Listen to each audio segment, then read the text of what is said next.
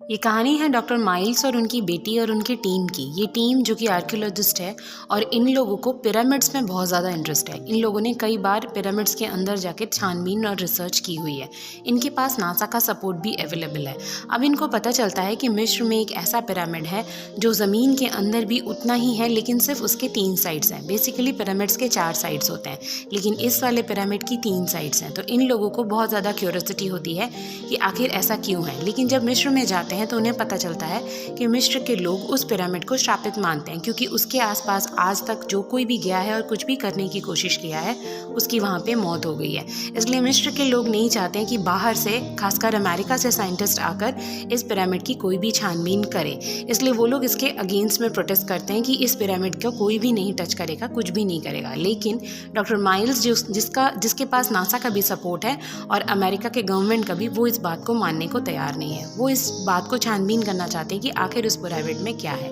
इसलिए वो लोग छानबीन शुरू कर देते हैं। यहाँ पे मिस्र की गवर्नमेंट भी डॉक्टर माइल्स का शुरुआत में साथ देती है, लेकिन अचानक से खुदाई करते वक्त उस पिरामिड में एक ब्लास्ट होता है और एक जहरीली गैस बाहर आने लगती है और वो जो वर्कर जो खुदाई कर रहा था उसकी उस गैस की वजह से मौत हो जाती है। इसके बाद मिस्र में प्रोटेस्ट शुरू हो जाता है कि अगर वहाँ से वो बुरी आत्माएं बाहर आ गईं तो पूरा मिस्र बर्बाद हो जाएगा।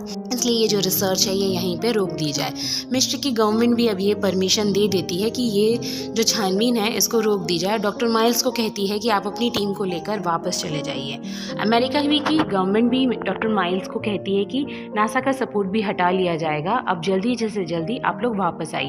लेकिन डॉक्टर माइल्स की बेटी डॉक्टर नोरा ये नहीं चाहती। वो चाहती है कि अंदर जाके वो पता करे कि आखिर ऐसी क्या बात है इस पिरामिड के अंदर कि इतनी ज़्यादा क्यूरियोसिटी हो रही है।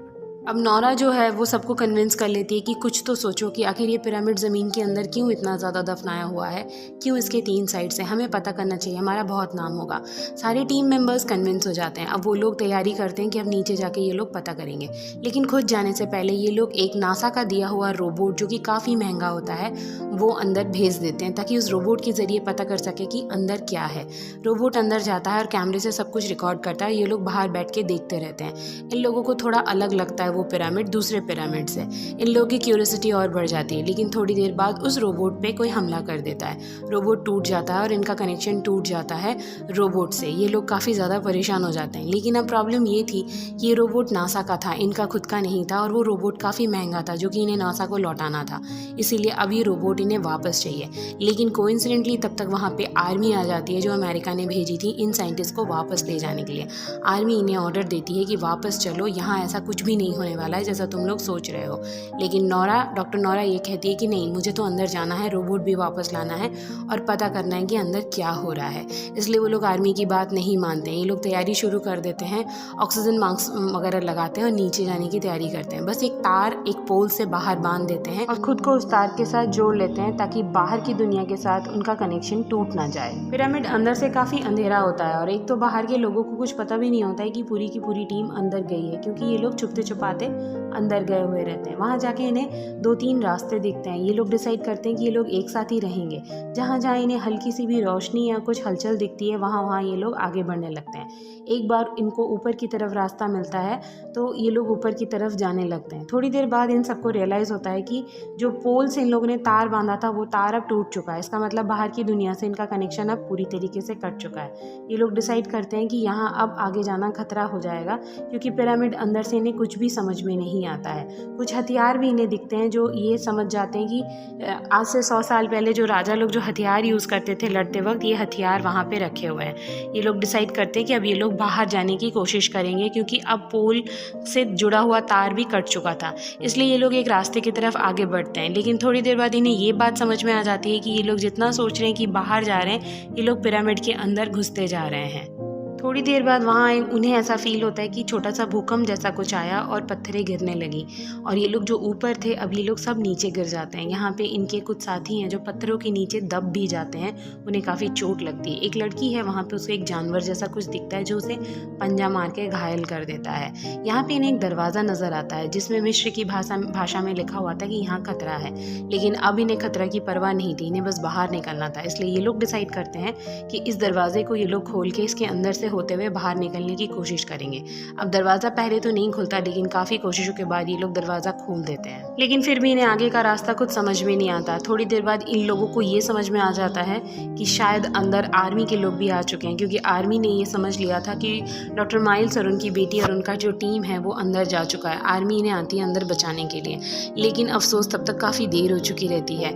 यहाँ पे वो आदमी गायब हो जाता है जिसके ऊपर पत्थर गिर गए थे और उसे चोट लगती है। अब इन लोग घबरा जाते हैं कि आखिर आदमी गायब कैसे हो सकता है। वहाँ पे वो जानवर जो जिसके 4 पैर थे, छोटा सा था, वो भी इनको वापस दिखता है और ये उन पे हमला कर देता है। लेकिन तभी आर्मी का एक आदमी आकर गोलियां चलाने लगता है, लेकिन अफसोस एक पतले टनल से तब सब लोग निकल रहे थे किसी तरीके से, और वो आर्मी का आदमी गोली चला रहा था, लेकिन उस आर्मी के आदमी को कोई अंदर खींच लेता है। शायद वो जानवर था जो उस आर्मी के आदमी को अंदर खींचकर उसे मार देता है। यहाँ पे इन लोगों को थोड़ी देर बाद एक दीवार दिखती है जो शायद मिस्र के पिरामिड के अंदर की जेल होती है, क्योंकि जब डॉक्टर माइल्स उन चित्रों को देखते हैं जो दीवार पर बनी हुई होती है, उससे वो अंदाज़ा लगाते हैं कि ये एक जेल है और इसके अंदर मिस्र के गॉड एन्यूबस को बंद कर दिया गया था। काफ़ी हज़ारों साल पहले उसको स्वर्ग से निकाल दिया गया था। अब आगे जो कुछ भी लिखा था उससे डॉक्टर माइल्स यही बताते हैं सबको कि एन्यूबस को जब स्वर्ग से निकाला गया था तो उसे कहा गया था कि कभी भी अगर कोई इंसान का दिल, उसकी आत्मा जो कि ख़राब हो चुकी है, उससे ज़्यादा बेहतर निकलेगी तभी वो आज़ाद हो पाएगा। इसीलिए उस पिरामिड के अंदर जो कोई भी इंसान आता, एन्यूबस की आत्मा उसे मार देती और उस आदमी का, उस इंसान का दिल निकालकर एक तराजू में रखती और बगल वाले तराजू में एन्यूबस की आत्मा रहती। अगर दिल का वज़न एन्यूबस की आत्मा से भारी होता है, इसका मतलब वो दिल नेक दिल है और वो साफ़ है, और इस वजह से एन्यूबस की आत्मा बाहर आज़ाद हो सकती है। लेकिन एन्यूबस इतने हज़ारों सालों से इंसानों को मार रहा है, उसे आज तक कोई ऐसा दिल नहीं मिला जो एन्यूबस की आत्मा से भारी हो, यानी कि नेक हो। हर बार एन्यूबस की आत्मा भारी निकलती है, इस वजह से एन्यूबस कभी आज़ाद नहीं हो पाता। ये सब देख सुनकर पूरी टीम काफ़ी डर जाती है और बाहर भागने की फिर से कोशिश करती है, लेकिन तब तक एन्यूबस वहाँ पे आ जाता है और एन्यूबस डॉक्टर माइल्स और बाकी साथियों को मार देता है। सिर्फ वहाँ नोरा बचती है। नोरा भागती है एक दूसरे ही रास्ते, उसे नहीं पता वो कहाँ जा रही है।